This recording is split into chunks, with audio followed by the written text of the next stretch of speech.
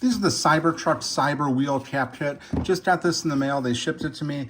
I got an email that said I could go to their website and order these for no cost. I'm one of the initial Foundation Cybertruck purchasers, and they came without the wheel cover, so this is what came in here.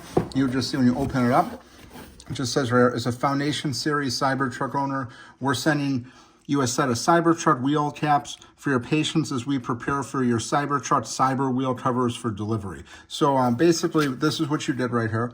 They're just the center caps. And I purchased a set of these online, but these are a little more intricate here. They have these slots in them, so I think I'm going to switch them out.